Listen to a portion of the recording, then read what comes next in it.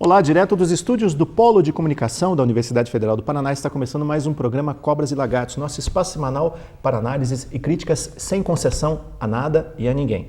Eu sou Ney Hamilton, esses são os nossos comentaristas, Mário Negrão e Hugo Mengarelli. Hoje nós estamos desfalcados do nosso meio-campo cerebral, Belmiro Valverde. Senhores, vamos começar cerebral. com... Eu estou na genital. Todos são cerebrais. Eu estou na genital, eu estou falando de futebol, Mário. Estou falando de futebol, não de anatomia. Mas se você se colocou... O falcão da questão. Exatamente. É que o Mário não entende muito de futebol. Mas vamos falar sobre política. Sobre partidos políticos. Vocês têm predileção por algum partido político? Eu tenho. Eu tenho uma predileção. Assim, você sabe que eu estou a fim de não votar, né? Por desobediência civil, como se diz. Mas eu tenho um partido político que me parece que por agora, pela atitude do seu presidente e tudo, e que tem um sentido claro pelo que estão lutando, que é o Partido Verde. Partido Verde. Ele tem coisas que têm muito a ver com o que está acontecendo. Com Sarney Filho e tudo. Com Sarney Filho e tudo. Bom, o que vai ser? Sabe, o câncer aparece para qualquer um. Ninguém imagina e pum, e tem. Mas o marrom combina com o verde. Mas o marrom fica bonito com o verde. Mas de todo modo, a gente tem que pensar no seguinte, que espero que ele... não tome conta do recado todo aí, porque eu tenho muitos amigos meus que estão ligados ao Partido Verde, e eles dizem, o dia que o Partido Verde vire PT, PSDB, qualquer outro partido do monte, eu caio fora. Pelo menos, pelos que eu conheço, são pessoas que têm uma visão nesse sentido muito clara. Eles sabem que a coisa está feia lá, mas que por agora ninguém disse nada de ninguém do Partido Verde. Né? Por enquanto. E você, Mário, tem algum partido brasileiro que seduza? Não consegui ser seduzido por nenhum deles. Todos eles são bigodudos, cabeludos e mal cheirosos. Pelo seguinte... Mas tem uns engomadinhos, né? Hoje eu posso falar que o Belmiro está aqui, posso falar que são dois, por motivo. Hoje que você podia ser mais perdulário, você está econômico? Fiquei com dois. Primeiro, o partido aqui no Brasil, partido para mim significa duas coisas. Uma âncora, um referencial para os meus pensamentos, meus ideologias, a maneira com que eu quero encarar a vida. Então eu ficaria, nesse caso, procurando um partido que me reflete como eu penso, como eu sou. Se eu estivesse nos Estados Unidos, eu com certeza seria do Partido Democrata, né? Porque ali tem toda... o enfoque de vida, que é o enfoque que eu tenho. Então, a primeira finalidade de um partido seria assim, aonde que eu coloco minhas ideias, e mais, aonde que eu coloco ressonância para as minhas ideias, e mais ainda, que seria o desejo do Brasil. Nos Estados Unidos você seria de esquerda?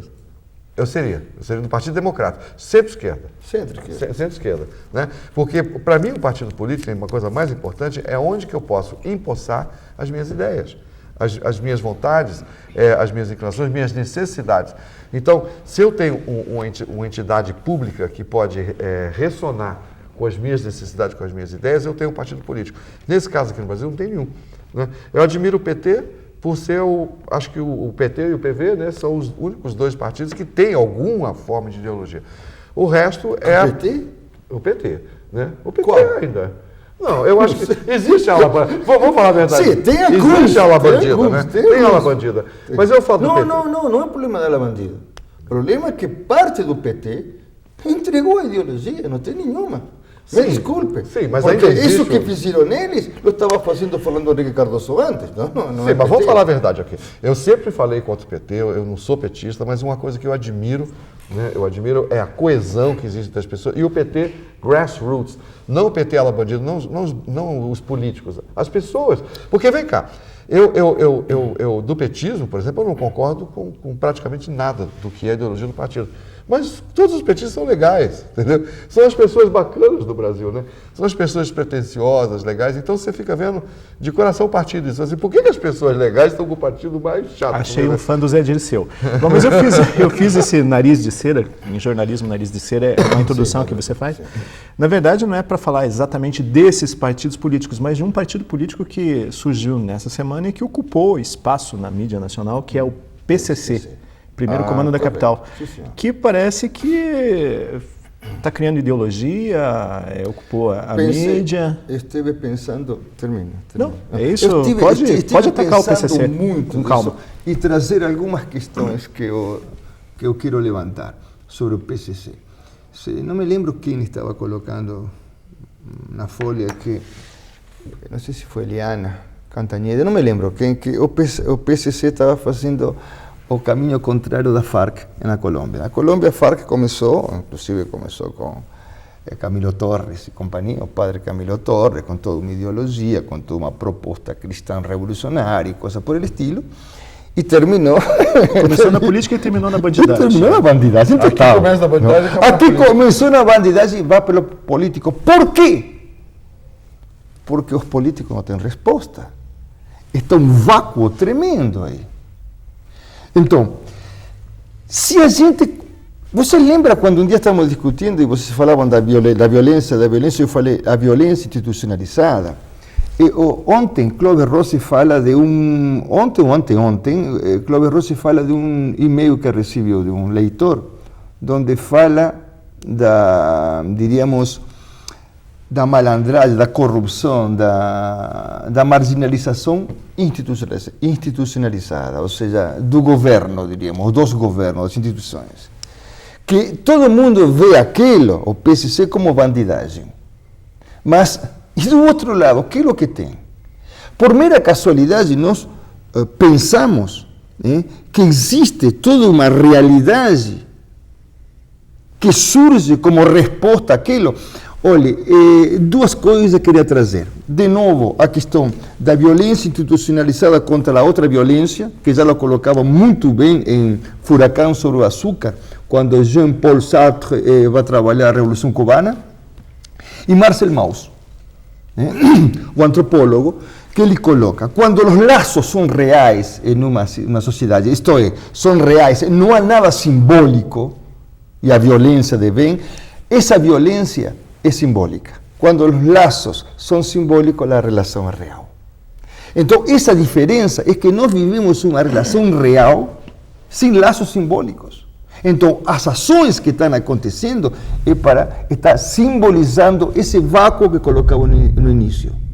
O PCC é a representação, e é terrível, porque desde o lugar em que está, criar agora um caminho político é a desintegração, é a claro reflexo, o símbolo da desintegração em que nós estamos. Porque desde o político não há nenhuma resposta. E volto a repetir. No outro dia, meu primo, Jorge Samber, me colocava Hugo, e isso para mim desde sempre foi assim, não? Mas ele colocou, Hugo, não há saída aqui se não se faz uma frente, se levanta pontos mínimos básicos, todos encaixarmos nesses pontos e brigar por isso. O que já se chamou em outros momentos de pacto social. Pacto social. Pois, Mário, nós tivemos esse episódio do PCC que parece que começa a se comportar, claro, isso é apenas uma comparação, uma figura de retórica, mas parece que ele começa a se comparar com um partido político, parece que ele começa a ter uma linha ideológica. Mas na verdade, é o crime organizado, pelo menos assim se convencionou de chamar. Tem gente que diz que não existe crime organizado, que existe, na verdade, Estado desorganizado. A pergunta que se faz nesse momento é o seguinte: onde está o Estado? Ok. Eu acho que... Onde está o óleo? Vamos procurar na paisagem. Eu acho que para isso a gente tem que recorrer assim, eu queria até emendar no que o Hugo falou, recorrer assim, aonde que a gente pode se embasar essa discussão dentro de algum embasamento, digamos assim, pré-filosófico e não necessariamente filosófico, onde a gente pudesse entender o que a gente está buscando, né? Porque senão o momento do Brasil é muito confuso. Eu acho que o entendimento de tudo isso só vai acontecer daqui a uns 100 anos, quando os historiadores olharem para trás e verem o que aconteceu e analisarem. Nós aqui... Se sobrar alguma coisa. Se sobrar algum historiador, né? Então, se ele não for sequestrado... Então, eu acho que aqui eu vou parafrasear o Hugo, assim, trazendo duas escolas de pensamento, né, que podem orientar a gente, talvez, nesse raciocínio nesse momento. Eu estou falando tudo isso, não é porque eu entendo isso, não. Né, é porque a minha esposa, toda vez que ela faz um mestrado, doutorado, eu fico xeretando atrás das coisas dela e lembro, né? E eu aprendo com a burro, e começo a pensar nas coisas. Então ela agora está estudando história, né? E eu vi assim, duas correntes filosóficas, o historicismo e o estruturalismo. Né? O historicismo, parece que é o que a gente está vivendo aqui na prática. Né? Quer dizer assim, não tem nenhum significado atrás dos acontecimentos, não há nenhuma lógica orientando isso. Isso é telejornalismo, à medida que as coisas vão acontecendo, elas vão se definindo. Né? E você não deve procurar uma razão ulterior para as coisas, né? A não ser para você poder interpretar. Então o Foucault, por exemplo, nesse caso, é o que melhor retrata isso, que diz assim, que um país, a imagem que o país tem depende da interpretação que as pessoas têm da história desse país. Então, se a gente pega o Brasil como exemplo e faz uma interpretação da história, como que a história do Brasil bate para nós, isso seria como que a gente se postura como brasileiro.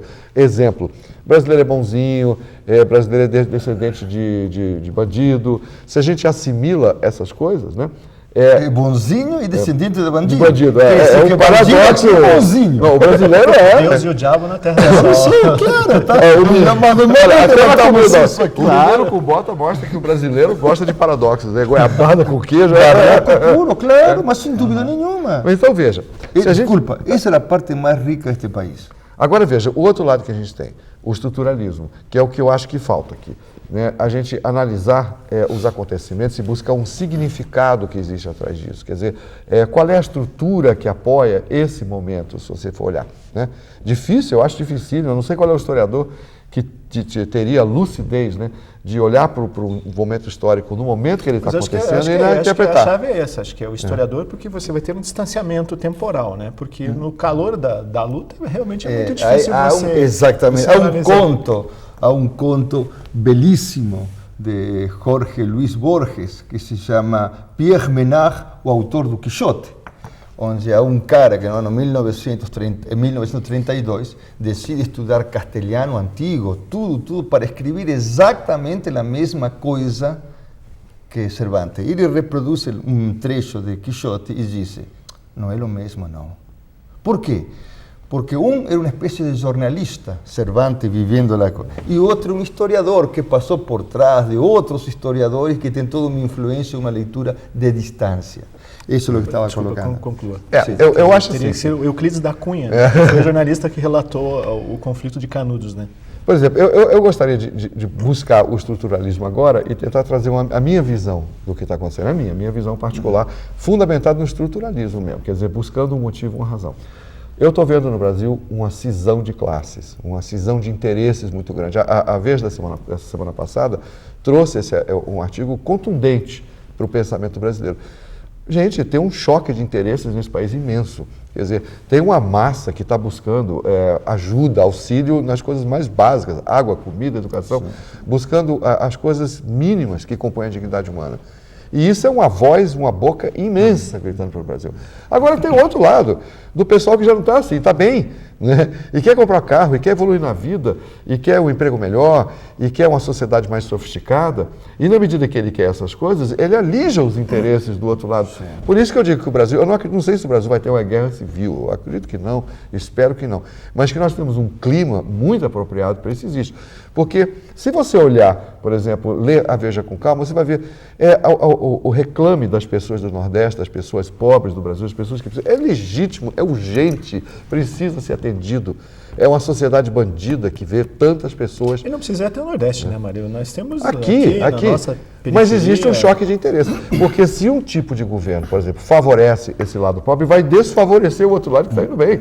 Porque aí não vai mais vir capital estrangeiro para cá, a taxa de juros vai ficar lá na casa do Oliveira, e tudo isso vai acontecer para favorecer uma facção do Brasil que precisa de assistência. Mas à medida que você cobre um santo, você descobre o outro. E essa é a tristeza do Brasil, né? São dois santos e um cobertor muito fino. Não, eu gostaria de retomar a questão da guerra civil, porque nós estamos vivendo uma guerra civil. Eu acho que sim. Não, se nós, como então, consequência da violência, dos problemas de... Mas parece que as pessoas não se tocaram. Eu me lembro de um comercial do PT, acho que ainda do primeiro mandato do Fernando Henrique Cardoso, que era a questão do desemprego, que tinha um sujeito numa fila, ele disse, quando o meu vizinho ficou desempregado, eu não me importei, porque o problema não era meu, não sei o que, não sei o que, não sei o que. Quer dizer, acho que Porque enquanto a violência não estiver batendo as portas de uma forma mais generalizada, parece que as pessoas estão meio anestesiadas ainda, né? Parece que... Estão como estão anestesiadas diante da questão política. Ou seja, isso é o que a mim me assusta e além de meu problema de hérnia cervical, meu down e minha depressão, está também por aí. Porque eu não vejo nenhum fosforinho aceso no final do túnel. É difícil a gente ser feliz no Brasil agora, é difícil. É muito tanta difícil. tristeza. Ano passado comentei para vocês, a Argentina não está nada melhor. No entanto, por primeira vez em 29 anos, estando em Buenos Aires, eu não queria voltar. Por primeira vez, gente. 29 anos chegava a Argentina, não era hora de voltar para aqui. Alguma coisa significa isso. Mas eu queria colocar para mim elementos piores que a fome. Porque de comer dá aos animais. E nós precisamos dar outra comida a nosso povo, e isso sim, que eles não querem. Exatamente. Vocês sabem que só 26% da população brasileira tem condições de interpretar um texto? Ou seja, 74% não tem condição de interpretar um texto e nem de fazer uma operação matemática com dois sistemas de cálculo diferentes? Vocês sabem que no Brasil existem 80% das cidades brasileiras que não têm biblioteca pública? Eu me ganhei a vida quando estudava em meu Cruz Alto, um pueblito de 7.000 habitantes, recebendo os aportes mensais que o povo dava para a biblioteca comprar livros. Eu tenho um primo que mora em Vitória do Espírito Santo, e lá quando você vai na livraria, você escolhe o livro que eles vão encomendar, que depois vai chegar, porque não tem na prateleira. Então, quero levantar estas questões porque me parece que são cruciais. Nós não vamos a ter condições nenhumas. Isso é just in time. Isso é moderno, em just in time. Então, eu não sei, eu gostaria de ter uma bola de cristal para poder adivinhar. Eu não sei, eu estou muito triste, porque é um país com as condições fora do comum.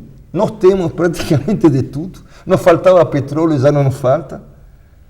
E, no entanto, o governo faz uma análise dizendo que tem menos pobres, menos pobres. Não, o que tem é menos miseráveis. Os pobres aumentaram. E a classe média caiu também. Existe uma nivelação por baixo, não por cima. Porque os de cima cresceram muito mais que os que cresceram embaixo. Ou seja, a distância cresceu neste período. Então, caramba, qual é a saída? Porque você disse, se você vai ajudar aqui, já não vai ter investimento, e bom, alguém vai ter que arriscar em algum lugar. Se você faz a reforma agrária, olha só, você faz a reforma agrária, você resolve o problema de muita gente. Mas você arranca a fazenda de um cara que trabalhou a vida inteira para ter aquilo. Perdão. Não é reforma agrária por aí, isso não é reforma agrária, isso é assalto. Mas é o que está acontecendo agora. Não se trata de tirar as terras produtivas. Gente, a reforma agrária é outro programa. Não, mas tem que aclarar isso. Se tira das terras improdutivas, porque quem tira a terra produtiva é ladrão. É o que fizeram na Bolívia, Evo Morales com a Mas aí que veio a demagogia toda. Bom, quer dizer, eu vou te alimentar, te dou o osso. Para resumir, nós... Se você fazer, tem que dar terra boa também. Para resumir, então, nós continuamos como Diógenes, com uma lanterna à luz do dia, tentando achar um homem honesto. Um homem honesto. Ou um homem, pelo menos. Vamos fazer um rápido intervalo. Desculpa, não sei qual é o teu problema. Eu não estou definido. Isso é outro programa. Nós vamos fazer um rápido intervalo. No próximo bloco, nós vamos falar sobre drogas. É só um instante.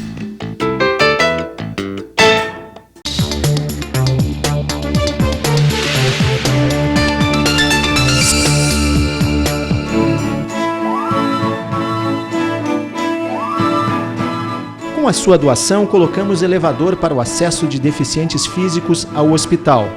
A sua doação ajudou a reformar a clínica médica feminina, o que proporcionou um atendimento de qualidade para 6.000 mulheres por ano. Ajudou a comprar equipamentos e melhorar o atendimento de 1.500 pessoas por ano no banco de olhos. Pagou o conserto do aquecedor de água da maternidade. Comprou máquinas novas para confeccionar roupas para os pacientes. Instalou equipamentos de mamografia e, com isto, duplicou o atendimento no setor. Com a sua doação, compramos equipamentos para o Centro da Visão. Com isto, dobramos o número de operações de cataratas. Foi a sua doação através da conta de luz que nos permitiu realizar tudo isto. Muito obrigado. Com doações a partir de R$ 2, o HC conta com você.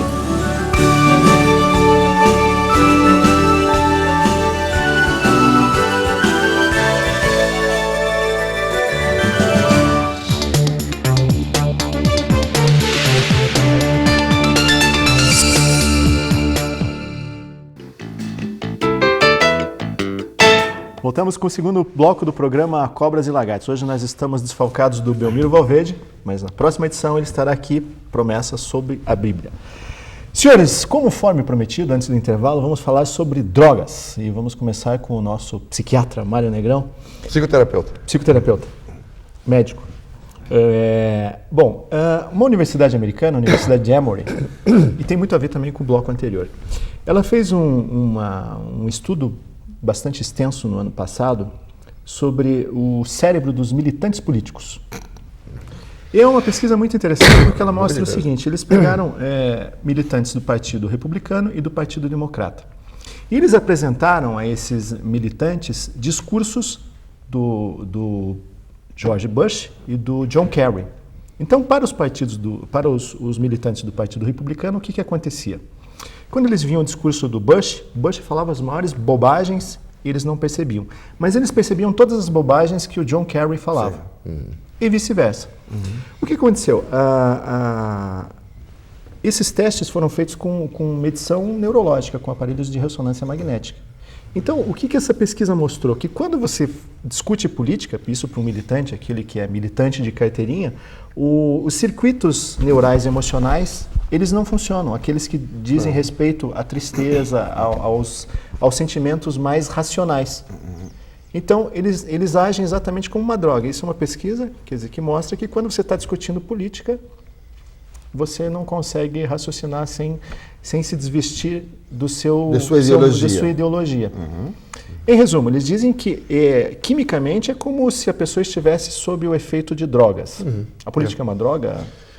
No bom sentido, porque assim, mas vamos fazer uma qualificação. Uma só ou três? Não, uma. Está reduzido?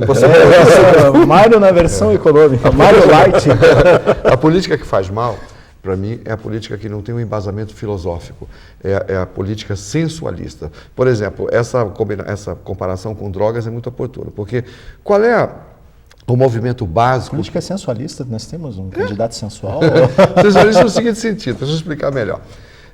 Sensualista no seguinte sentido, a verdade é aquilo que aparece para você como verdade por força de argumento ou pela imposição, né, do próprio fato que está à sua frente, ou a verdade é a sensação que você tem de ter feito uma previsão e ter visto que os fatos coincidiram com suas previsões. Ou seja, muitas pessoas, a gente falou isso quando a gente falou sobre justiça, né? Muitas pessoas, a maioria das pessoas, então, que são sensualistas na política, não estão buscando embasar filosoficamente ou até eticamente, né? Se um partido ou se um acontecimento está embasando suas ideias. Eles estão querendo se sentir bem ou se sentir mal. Então, nesse sentido, a política parece com a droga, sim. Porque, veja, quando você vê os embates que estão vendo sempre entre os da direita e os da esquerda, raras vezes você vê uma pessoa da direita ou da esquerda discutindo com calma, né? E com uma paixão pela verdade, discutindo os fatos. O que você mais vê são pessoas que querem trazer paixões que estão dentro de si, né? Que não são as paixões ligadas à política, são paixões pessoais. Então, o indivíduo, por exemplo, você pode dizer que, nesse caso, uma pessoa que abraça a direita é uma pessoa egoísta, uma pessoa com a visão reduzida que pensa só em si, ou você pode pegar uma pessoa que abraça a esquerda e você pode dizer que essa pessoa é uma pessoa que tem inveja, que não se deu bem na vida, tem raiva de quem deu. Esse é um conceito engraçado, né, Mário? Porque se você falou que se você estivesse nos Estados Unidos, no bloco anterior, você seria do Partido Democrata. Centro-esquerda. Os americanos consideram quem é do Partido Democrata liberal. Quem é de esquerda é liberal nos Estados Unidos. Aqui no Brasil, quem é de direita é considerado liberal. Aqui é maluco, né? Por isso que eu digo aqui os partidos não refletem uma ideologia ou embasamento filosófico propriamente dito. É depósito de candidato, né? É mais depósito de candidato, é mais crachá, né? Para o candidato ter alguma identidade. Porque em algum momento não foi assim. Né? Agora, veja, por exemplo, se você vê como que você pode notar que pessoas que vão discutir política, que discutem, que brigam, logo é como futebol. As pessoas que estão discutindo futebol e brigam, eles não estão falando de futebol. Cada um está querendo tirar os seus recalques pessoais ali na hora. E a política, nesse sentido, se presta muito para isso. Outra coisa que existe, que é importante, que eu acho que talvez seja o segundo ponto, que é o mais pertinente, é a cegueira cognitiva de quem busca ter razão, né?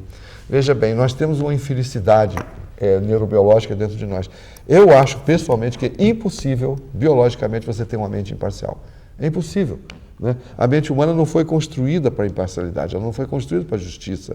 Né? Eu concordo com o Antônio Damasio quando ele diz que o cérebro humano não foi preparado para usar a razão.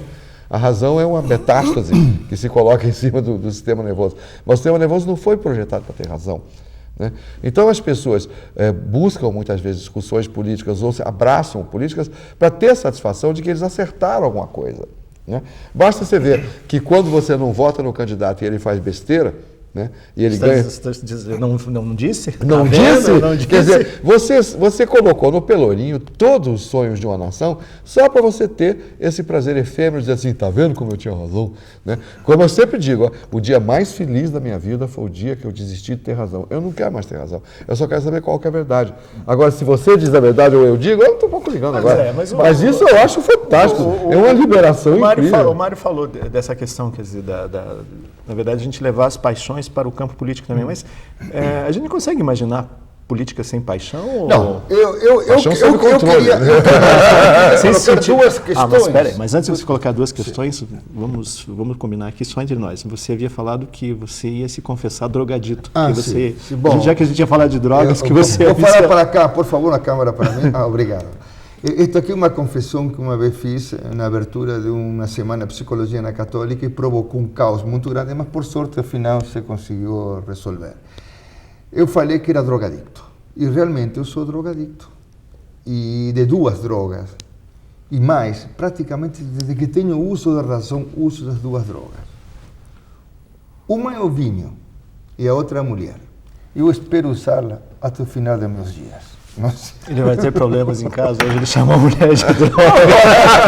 Eu sempre falo isso. Bom, vamos voltar ao nosso questão. Eu quero fazer uma leitura diferente, se me permitem, sobre a questão do homem, porque me parece que a paixão está presente sempre na política. Tem que estar. O amor está presente. Né? Quando Freud vai trabalhar... Mas claro... Te odio e te quero, disse o tango, né? Ou seja, te amo e te odeio simultaneamente. O amor não se separa do ódio.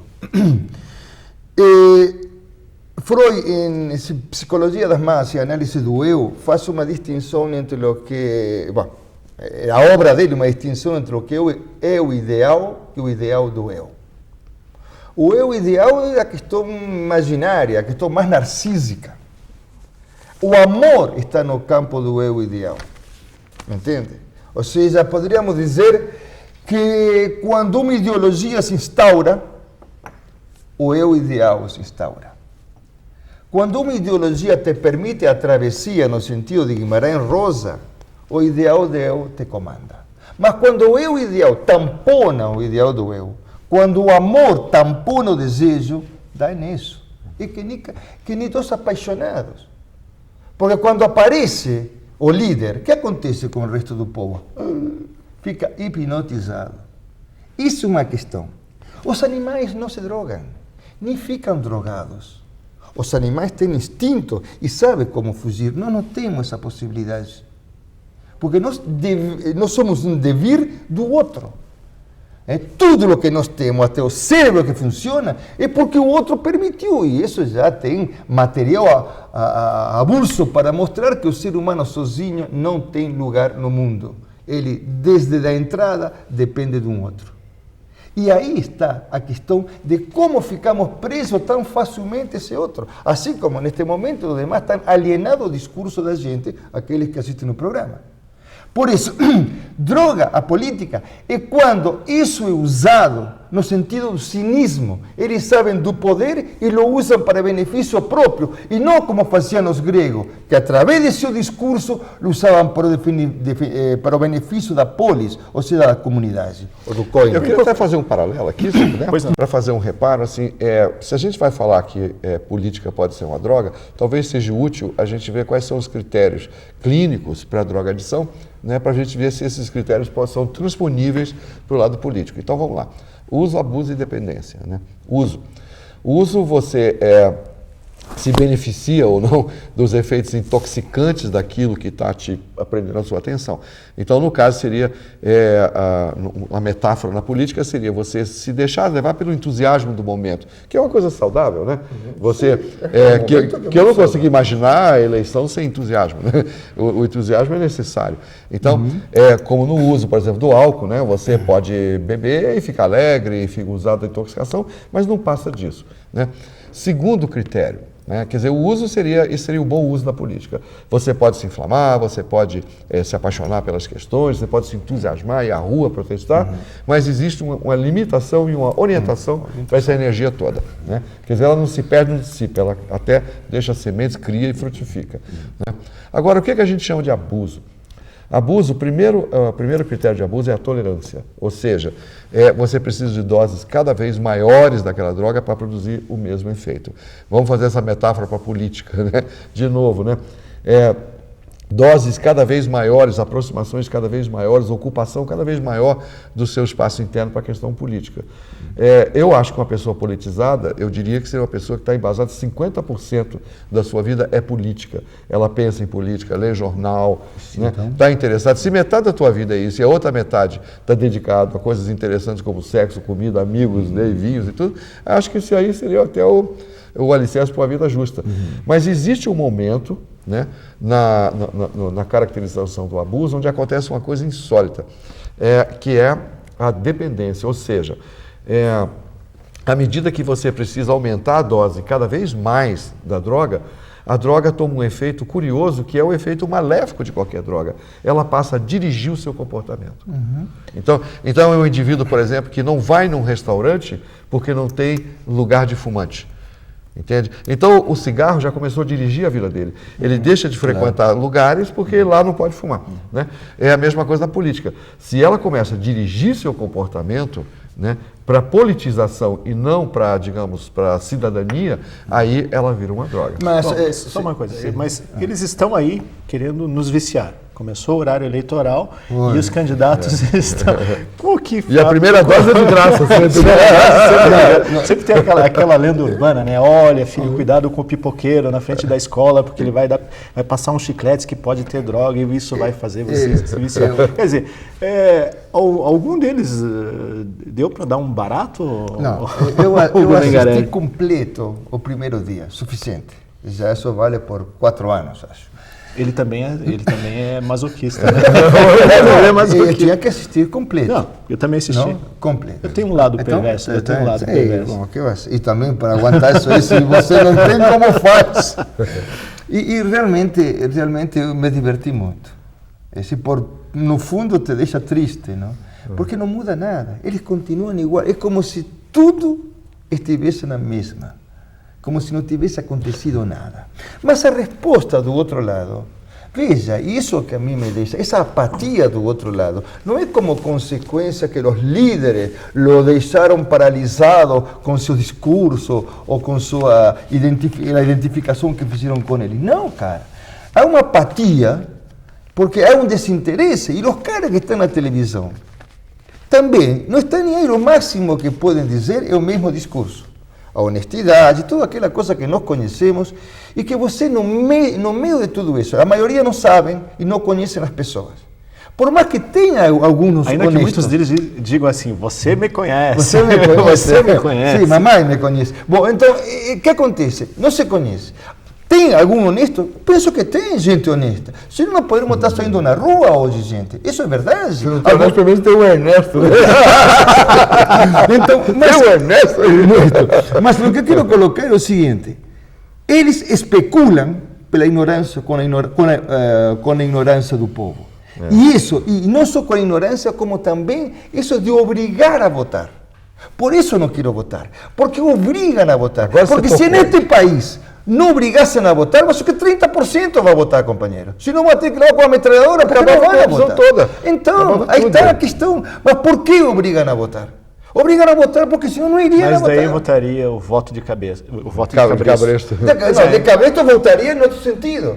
Me entende? Mas hoje em dia, para voltar a esse voto de cabeça, é outra coisa. Me parece que já não sei se encaixa tão facilmente como antes. Me entende? E isso será uma época muito especial. Eu acho que o cabresto está mais sofisticado agora também, né? pode ser, sim, mas eu não sei. Eu por exemplo, falando da questão do cigarro, um exemplo. O cara, para fumar dentro de pouco, vai ter que ter catacumbas. Mas claro, na culpa de que? E se o cara quer fumar, o problema é dele. Poxa, tem que deixar o fumante fumar. Claro, é o problema dele, que pague por isso. Porque não, vem outro a regir o desejo de cada um. Isso, quando eu falo de autoritarismo, está aí. Eu concordo com esse cabresto que você fala, sobre esse tipo de discurso autoritário velado que vem como um discurso democrático. Nós não vivemos democracia, não. Democracia é ter um povo ciente que possa escolher seus dirigentes e, se são uns sem vergonha, pegar e pendurar em praça pública. Aí começamos a ter democracia. Enquanto não tenhamos isso, gente, me desculpe, nós estamos navegando sem eira nem beira, como se diz, não? Nós temos, como se defender disso, Mário? Tem uma coluna interessante no jornal Gazeta do Povo, chama-se Interrompemos Nossa Programação, do jornalista Rodrigo Apoloni. Ele tem umas notas muito divertidas, mas ele chamou a atenção aqui para ver como os candidatos tentam chamar a atenção, tentam viciar o eleitor com alguns nomes curiosos. Testão, Dentista, Dentinho, Pisca-Pisca, Ricardo Taekwondo, Sheila da Cobra, e hoje quando eu vinha para cá, eu vi num adesivo num carro o Suquita. Não, isso é brincadeira. Eu acho você votar, quer dizer, o que se pensa nessa hora? É uma forma de tentar atrair o eleitor? Olha, eu acho que aí parece um comentário que eu fiz uma vez sobre música, né? Que um eleitor te pega sobre ganchos ou sobre vácuos, né? Ganchos. Quando ele diz coisas, ou quando ele se identifica com causas ou com ideias com que você podia se identificar também. É um gancho, né? Como numa conversa, o Hugo fala alguma coisa, você diz, eu quero falar alguma coisa também, eu pego o gancho disso e dou continuidade à discussão. Então, o gancho seria aquele recurso que dá continuidade ao meu raciocínio ou aquilo que eu estou sentindo. Então, a ponte. Então, a ponte. Muitas vezes, um candidato, no ideal, um candidato seria isso. Assim, eu sou um sujeito que eu acho que metade do Brasil está levando... Me identifico com aquilo. Me identifico com aquilo, né? E eu quero seguir isso aqui. Isso é um. Mas isso é o saudável e é o ponto que eu acho que onde o candidato deveria atingir. Mas na maioria das vezes o candidato não te atinge nos ganchos, atinge nos teus vácuos. Naquilo que você não sabe, naquilo que você não tem uma ideia formada, e alguém chega e te dá uma ideia formada pronta. Quer dizer, o que você acha, por exemplo, da Bolsa Família? Se você estuda isso, conhece isso, o discurso do político pode ser um gancho. Pode alavancar a tua ideia sobre isso, seja para a esquerda ou para a direita. Mas se alguém pergunta assim, o que você acha da reforma agrária? Aí pergunta, e por acaso, o que é a reforma agrária para você? E a resposta é, né? O indivíduo não sabe responder. Então, quando você fala, alguém pode colocar alguma coisa na sua boca, né? Claro. Você abriu a boca para isso, né? Então, quando um político se alimenta e festeja em cima das nossas ignorâncias, é aí que... Então, eu acho que o eleitor, o único jeito de se proteger disso é diminuir o mais rápido e o mais drasticamente possível as suas áreas de ignorância. Porque é a ignorância que... Então, é a ignorância que vicia. Vote em Pedro da Farmácia. Então, mas se o Hugo Mengarelli fosse candidato, qual seria o seu discurso, Hugo Hugo Mengarelli? Mengarelli? Não poderia ser candidato. Por quê? E porque eu não aceito Você é muito realidade. boca dura. Não sei. Não, primeiro que não me elejo. Porque a primeira coisa Você nunca tentou? Não me elejo. Não, porque a primeira coisa que ele diria, gente, me desculpe, você tem o governo que se merece. Quando eu fui a ler um dos primeiros livros de política, eu adorei sempre política, foi ler a Política de Aristóteles. Cada povo tem o governo que se merece. Então, você tem o governo que se merece, pague por isso. Se você quer, por exemplo, se você quer mudar, ok, vote em alguém. Esse alguém não responde aos interesses que se comprometeu com o senhor, pegue pelo pescoço. Porque aqui tem que fazer assim. Como? Sobe lá e de repente o cara vira mensalão, bingão, sanguessuga, draculão. Não existe esse laço do político. O povo não é político, porque político, em grego, politikos, era simultaneamente político e cidadão. Se você tira a política como os militares fizeram durante tantos anos em nossos povos, você lhe resta a cidadania às pessoas. Então, sem cidadania, que vão escolher? E o que está aí. O que está aí é um reflexo claro do que nós somos. E por aí, me vou candidatar a quê? A que me deem pedrada, a que me chutem? Não poderia ser candidato. E o Mário Negrão? Qual seria o slogan? Mário Negrão é a solução? Não, ser uma rima? Não, ser uma rima? Eu sou me candidatar. Você teria um discurso, Mário? Eu tenho um discurso bem claro. Eu ia dizer assim, eu quero ser candidato, eu quero ser eleito, me ajudem a me proteger da corrupção. Eu quero que vocês, meus eleitores, me elejam para que eu seja protegido da corrupção. Que vocês me protejam, me vigiem e não deixem eu fazer isso. Porque eu só posso... Eu sou o candidato Big Brother. Eu só posso fazer isso se vocês me ajudarem. Porque a corrupção é tão grande, a tentação é tão grande. Não, que tentação, é uma questão de desejo, meu irmão. Se você escolhe isso, escolhe a res publica, a coisa pública para estar dentro, você tem que saber muito bem que não tem que se corromper, não tem que pedir a Deus nem a Mongoleta Flores. É você que tem que estar aí aguantando esse rojão. Essa é a questão, porque se vamos ficar sempre dependendo dos outros, e por que estamos aí? Se eu teria que ser, eu quero ser candidato, vamos supor, eu me elejo, não vou querer que vocês me apoiem em nada, não. Eu vou lutar por o que eu estou tratando de propor aqui para vocês. Se eu não cumprir, ou me levanto e digo, boa noite, se eu não consegui, desculpe, não dá, e saio. Isso é o que passa é que sobem lá e não gostam disso. Então nós temos um não candidato e um candidato. Mário Negrão acaba de lançar sua candidatura e por hoje o programa Cobras e Lagartos fica por aqui. Eu agradeço muito sua audiência. Se você tem críticas, comentários ou sugestões, escreva pra gente. O nosso e-mail é cobraselagartos, tudo junto, @fpr.br. Muito obrigado, até a nossa próxima edição.